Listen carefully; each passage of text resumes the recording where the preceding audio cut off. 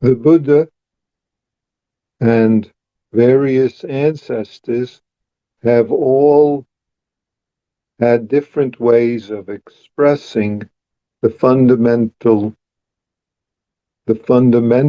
of life, of what results from activities which cause suffering, and of what is skillful to let go, release, end suffering, cease suffering, cease doing what creates suffering. So, as I've mentioned in the Sutra of Bahia, the Buddha says when listening, just listen. When seeing, just seeing. When hearing, just hearing. When cognizing, in other words, thinking, even feeling, just thinking. When you don't add on to those because of, therefore, thereby, all the other things that we tend to entangle in, then suffering ceases. Or conversely, when we do attach to the events of the moment our stories about it, or as Joko brings up, when we're caught in self-centered thoughts, feelings about it, and we don't notice them, then suffering and harming occur. And after all, that's what Buddha's teaching is focusing on. What causes suffering, harming? What enables us to release suffering, harming? So all sorts of teachers throughout the centuries have used different phrases and different words to remind and encourage us with just this matter. So in recently, most of you are familiar with a book called Zen Mind, Beginner's Mind from Suzuki Roshi. Suzuki Roshi's phrase, beginner's mind, is a reminder, if I say it that way, a reminder of what we do as soon as we add on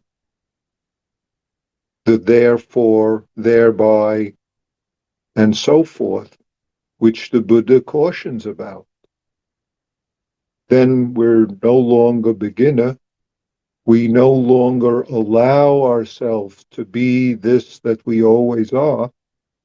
Instead, we have thinking, feeling, believing, etc. That's why Dogen Zenji picks up non-thinking when asked what to do when sitting upright, when he speaks of it. Actually, it's an earlier Chan ancestor in China who responded when asked. He said, I think, not thinking. And he was further pressed, what is thinking, not thinking? And he said, non-thinking. And that's what Dogen Zenji picked up. And that's what, in some way, Suzuki Roshi picks up when he says beginner's mind. Beginner's mind is all of our life. And yet, as soon as we pop up with because, therefore, this means, this doesn't mean, we cover over, we blind ourselves to this very moment, we blind our ability to respond to this very moment of life as it is. There's nothing that's needed for life as it is, and yet we entangle in thoughts, in thoughts, feelings which we don't notice. So, Maezumi Roshi often encouraged, appreciate your life. That's appreciate your life, this moment exactly as is. Exactly as is beginner's mind. Exactly as is the wind that comes from any direction, this way, that way, strong, soft, just be the empty bell. Oh, I should say it differently. The bell which articulates the prajna of emptiness, of fullness, of just this moment experiencing. And what it requires of us is to notice when we're holding to thoughts, feelings, or building on aboutness, about this, about that, about what I, what she, what he. It requires of us to notice when we have complaints. Therefore, Joko encouraged to practice. Thanks for everything. I have no complaints whatsoever. About over and over throughout the day, whether you actually put your palms together and say it, or whether you just are present and notice as soon as you have comments about anything. Thanks for everything. No complaints. Because many of us live in a world of complaining and judging, and we don't notice it. Those habits are habits we've inherited, who knows from where. We've been doing it for who knows how long. And it doesn't exist right now, and then all of a sudden pops up right here. And we know when it pops up if we're present and we're attentive.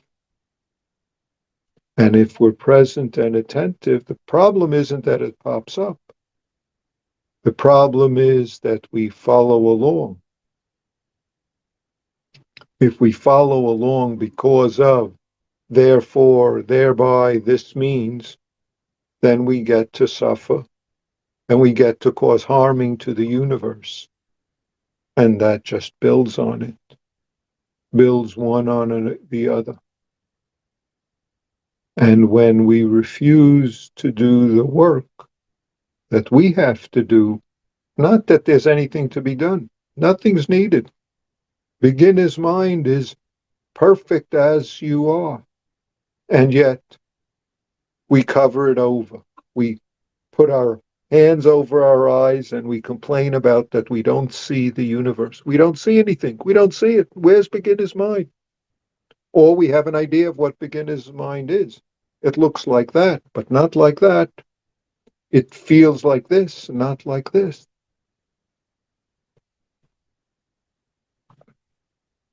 So, in a way, our practice is very simple. And in a way, it's not at all simple because it's each moment as it is. And the word simple doesn't enter into our vocabulary when we believe our story about ourselves or about others. When we don't notice thoughts, then we miss this experiencing right here. And it's this experiencing right here that is the end of suffering. Or I'll say it differently.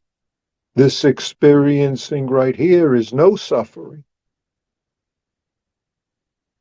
This experiencing right here becomes suffering when we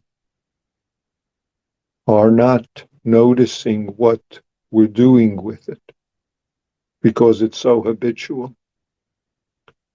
And taking care of this moment doesn't relieve us of taking care of this moment, of taking care of this moment. And, excuse me, taking care is not doing anything extra.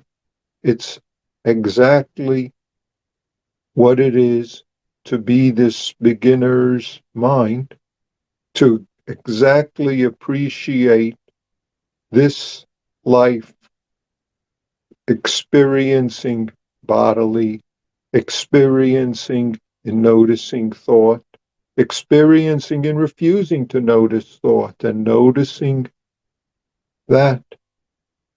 Because the story we give about ourself or other is poisoning the life of the universe. That's the whole of what Buddha's teaching about, is about what we do to poison the life of the universe, and what we do when we believe our story about anyone.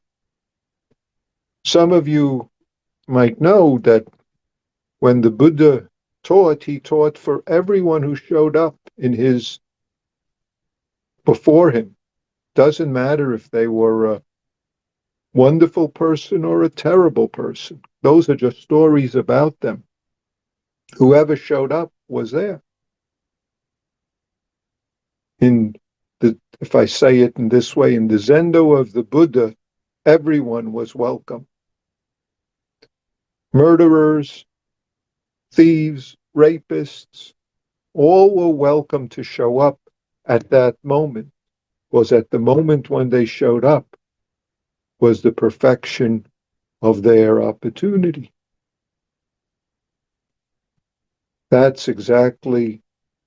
So our Zendo is whatever state of mind appears in our so-called inside, and whoever appears in so-called outside. How do we respond appropriately as the beginner's mind of appreciating life, which includes them at this moment? How do we, thanks for everything, no complaints, and no thank you, I won't have that. And yet the no thank you is with thanks for everything. No, I won't go to such and such with you. I'm sorry, I can't meet you next week. Or, oh yeah, here, there's that, what you asked for. So please, whichever phrase assists and reminds you, or no phrase, there's nothing needed.